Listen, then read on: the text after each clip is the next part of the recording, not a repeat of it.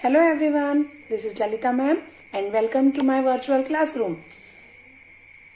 So today we are going to discuss the chapter Nutrition in Plants for class 7th Science, and in today's class we are going to discuss about the two different modes of nutrition, autotrophic and heterotrophic nutrition. Okay, so without delay let us explore these topics. Now before we start the actual topic, let us try to understand, or first let us think, why do living things need food? Yes, why living things need food? Living things means the living things like we human beings, animals, plants, we all come under living things. Yes, and we cannot survive without food. We require food. Now the food can be of any type. Like if you talk about a goat, then it eats plants and leaves and so on. Yes, and then if you talk about lion, tiger, they eat some other animals for fulfilling their energy requirement. Yes, but all the organisms, yes, all the living organisms, they require food to grow. And plants and animals, now we might be wondering how plants get their food. Plants, they prepare their own food, okay, with the help of sunlight, water and carbon dioxide. So we are going to explore about these things in detail. Okay, now the food that we eat is broken down into simpler substances for growth, repair of body tissues and also to release energy. Now morning when you get up, since morning when you get up until night before you sleep, whatever you eat, all that that food, the function of all these food is to break down into simple substances and to provide energy for the growth. Also it helps to repair some body tissues that get damaged over a period of time and also to give us energy. Now why do we require this energy? This energy we require for performing various tasks in our daily life. Yes, yeah, like in this image you can see different people like performing different tasks. These all are examples of playing. Yeah, someone is running, someone is riding bicycle, playing football, skipping, so many activities you can see. Yes, not only these activities, even our daily routine work. For performing our daily routine work also we require energy. Now this released energy is utilized to carry out different functions. Now some of the functions we can see. Now these all functions we can see, but some other functions also our body need to perform, like breathing. This is an internal process. Yes, we cannot see it, we can only feel it. Yes, so breathing, then walking, playing, studying, for all this, now even for watching this video you require energy. Otherwise if you don't have energy, then you will not be able to understand it clearly. Now let us understand what is food. Okay, any substance that can be broken down into simpler substances in order to produce energy is called food. Now in this image you can see different varieties of food.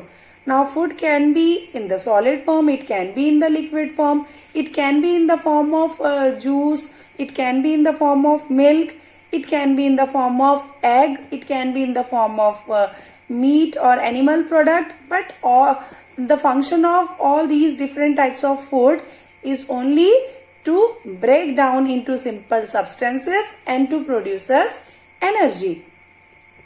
Now not only this milk, but even juice and soups, it also comes under the liquid form of food. Now look at this girl, how nicely she is enjoying her food. Yes, so this process of consumption of food or the process of taking in food into your body is known as nutrition. So let us define nutrition. The process by which an organism consumes or takes in food and uses this consumed food to produce energy for performing the daily activities is known as nutrition. Now, nutrition process is same for plants as well as animals. Yes, the function is same. The function of nutrition is same. Okay. Now, this nutrition is it helps you to get the energy. Okay. Now, what are the different modes of nutrition? Yes, let us try to understand different modes of nutrition. Now, different organisms undergo nutrition in different ways. Okay, on the basis of how this nutrition is being done, they are classified into two types: autotrophic nutrition and heterotrophic nutrition. Now, autotrophic nutrition, by this word only we can understand. When you find the etymology of this word autotrophic nutrition, auto means self, trophe means nutrition. So, autotrophic nutrition means self-nutrition, means the process in which organisms prepare their own food. That process is known as autotrophic nutrition. Like if you take example of plants, plants get or prepare their own food with the help of sunlight, water, air and like chlorophyll. Yes, in the presence of chlorophyll and light. So this process is known as photosynthesis. But do we animals or do we human beings prepare our own food? No, we depend upon plant. So we come under heterotrophs. We do not prepare our own food. So we are not autotrophs. So the organisms that prepare such organisms which prepare their own food, those organisms are known as autotrophs. And this mode of nutrition in which organisms prepare their own food is known as autotrophic nutrition. Okay. Now, what is heterotrophic nutrition? Just reverse. If we are not preparing our food, it means we are dependent on some other organisms. Yes. So, the mode of nutrition in which organisms depend upon some other organisms for their food is known as heterotrophic nutrition. Now, this word hetero means other and trophy means nutrition, means depending on others for our nutrition is known as heterotrophic nutrition. Now the organisms that are that show or that exhibit this heterotrophic mode of nutrition, they are known as heterotrophs. So examples of autotrophs are plants, green plants. Yes, some blue-green algae also comes under autotrophic nutrition. But heterotrophic nutrition, human beings and animals, they are heterotrophs because they depend upon plants for or some other animals for their food. Now let us explore something more about autotrophs. Okay. Now even these autotrophs are also of two types. Yes. Now depending upon how they prepare their food. One type is photoautotrophs and second type is chemoautotrophs. Photo word means light. Yes. Now the organisms that use sunlight for preparing their food, they are known as photoautotrophs, like plants, algae and some bacteria. They are photoautotrophs. Okay. They have the capability of producing their own food with the help of sunlight. Now there are some other organisms, they prepare their own food but not by using the sunlight. So how do they produce? How do they produce their food? They produce their food by using some chemical reactions. So these are chemoautotrophs. Chemo word comes from chemicals. Photo word comes from light. So photoautotrophs and chemoautotrophs. Chemoautotrophs, there is example of some chemoautotrophs are some bacteria. Okay. So they prepare their own food with the help of a process which is known as chemosynthesis. Okay. And photoautotrophs, they prepare their own food with the help of a process known as photosynthesis. Okay. Now look at this diagram. Okay. Very beautiful sunflower plant. Yes, you can see this plant trying to prepare its own food with the help of sunlight, carbon dioxide, water and oxygen. And the food that is prepared by this plant, it is stored in the leaves in the form of glucose or sugar. So this process, what is this process called? This process is known as photosynthesis. Yes, you are absolutely right. Photosynthesis. Photo word means light. The term photo means light and synthesis means to put together. So with the help of light and some other substances, when they are grouped together, they prepare some other substances, that is glucose, and this process is known as photosynthesis. Let us explore this photosynthesis in detail. Yes, now as already I have discussed, photo means light and synthesis means to put together.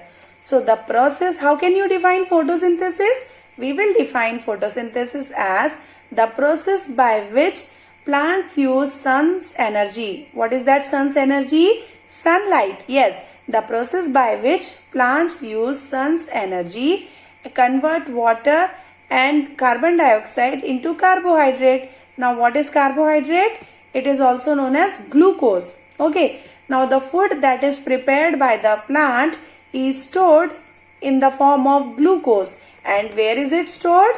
It is stored in the leaves of the plants. Okay. It is stored in the leaves of the plants. So this food which is stored in the leaves of the plants, and when we consume these plants or some animals consume these plants, that energy is transferred to those animals or human beings when that food is being consumed. And in this way we get energy from the food that is prepared by the plant, and this energy is utilized to perform different tasks. Okay. Now the glucose that is formed in the plants or in the leaves of the plant, it is then again converted into starch, and then it is stored in the various parts of the plants. Now plants have different parts, like some eatable parts. What are the edible parts of the plants?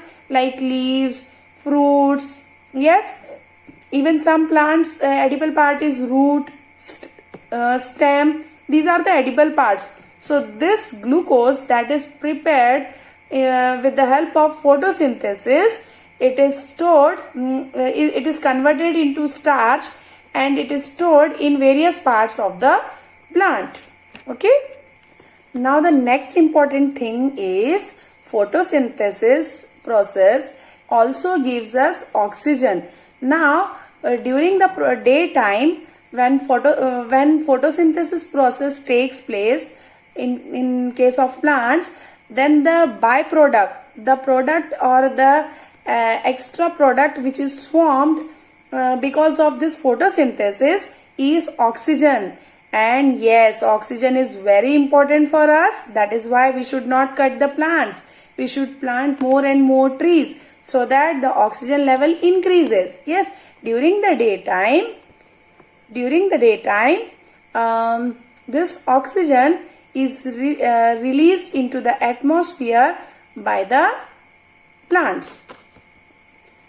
Now let us see what is the chemical reaction for photosynthesis. During the process of photosynthesis, actually what happens? Now in this image you will be able to see the word equation and the symbolic equation of photosynthesis.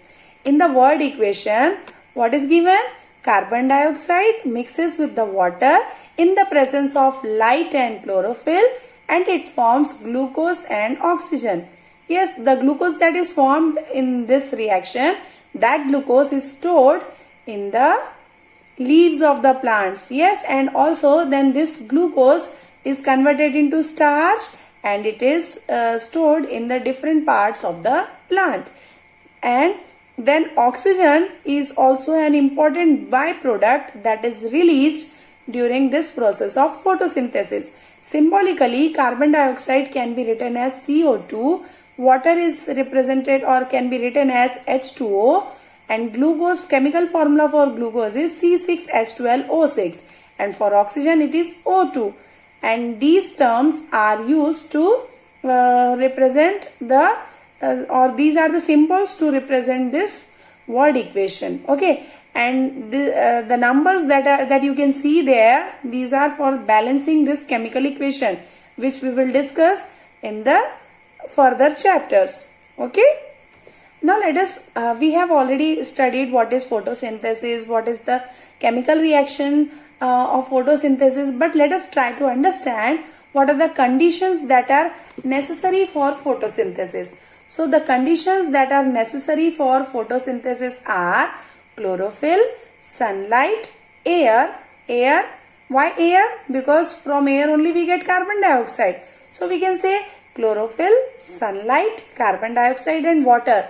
These are the four important necessary conditions for photosynthesis. Let us try to see how these conditions are important for photosynthesis one by one. Chlorophyll. Now what is chlorophyll? You might be wondering, like most of the plants, many plants, leaves of these plants are green in color. So that green color of the leaves is because of the green pigment that is present in the leaves, and this green pigment which is present in the leaves is known as chlorophyll.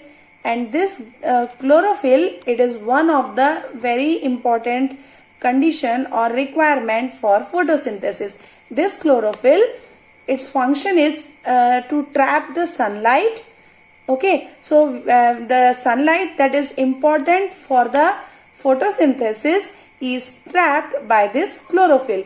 And when you look at this image of the leaves in the diagram, then you will observe when the leaves are zoomed under the microscope, then those spherical structures that appear, that is actually chlorophyll. Okay, and it is because of these spherical structures or chlorophyll that the leaves look green in color. Now the next necessary condition for photosynthesis is sunlight.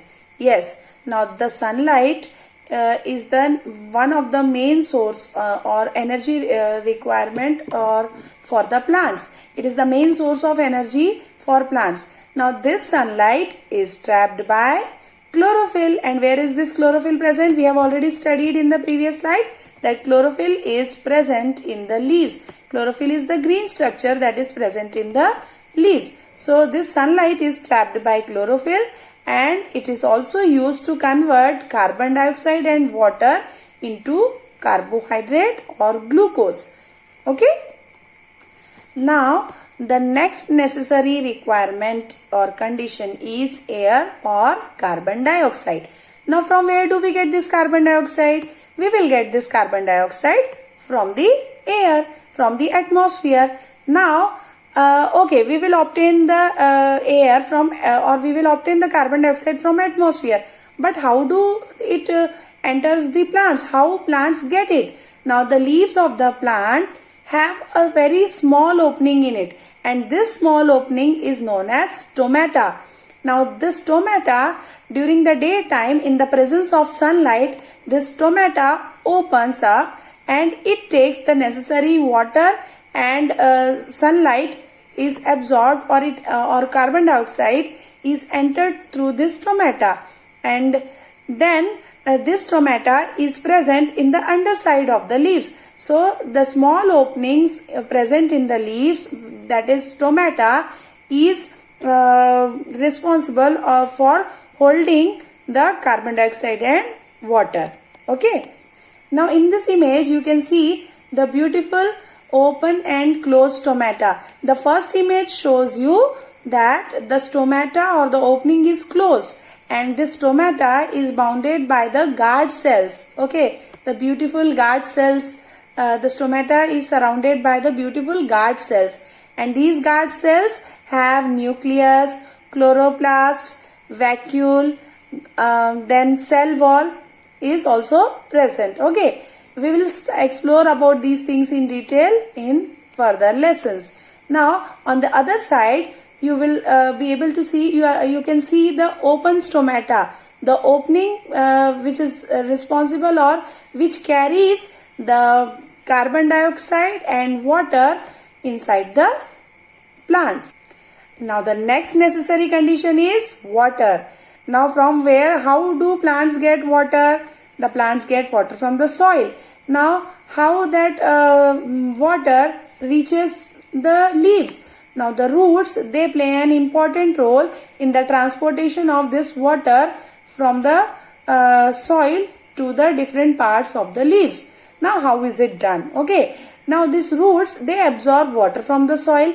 Then this water is carried to the leaves through a pipe-like structure. Like how from the tap, if you attach a pipe, then that water is carried from the tap to the different parts wherever you require. In the same way, this xylem is a pipe-like or tube-like structure which is responsible for carrying this water from the roots to the different parts of the plant.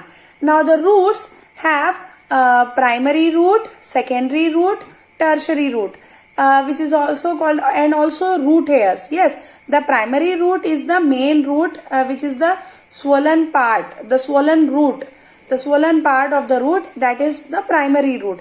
Then the branches that come out from this primary root, they are the secondary root.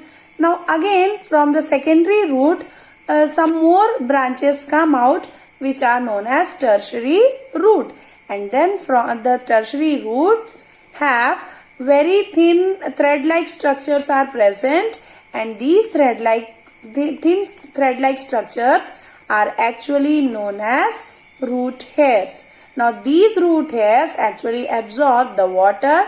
From root hairs it goes to the tertiary root, then it goes to the secondary root, then it comes to the primary root, and then from primary root it is then again carried to the different to the stem and then to the leaves. So the tissues that are responsible for transportation of water is xylem.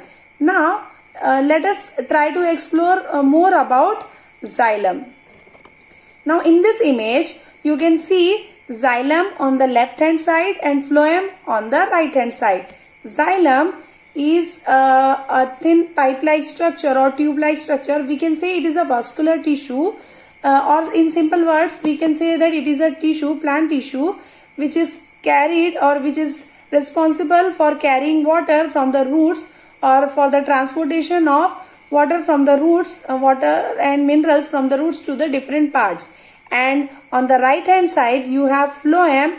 This is also a vascular tissue which is responsible for the transportation of food and the other products that are formed during the process of photosynthesis to the different parts. Now in this image you can see the red colored arrows and the blue colored arrows. Now the red colored arrow shows you the transportation of water and minerals from roots to the leaves, and the blue colored arrows represents the transportation of food from the leaves to the different parts. So in this way, with the help of xylem and phloem, water, minerals and the other food products which are produced in the leaves or prepared in the leaves are transported to the different parts of the plant, and these different parts only become the edible parts of the plant, and when we consume these edible parts of the plant we get energy from it.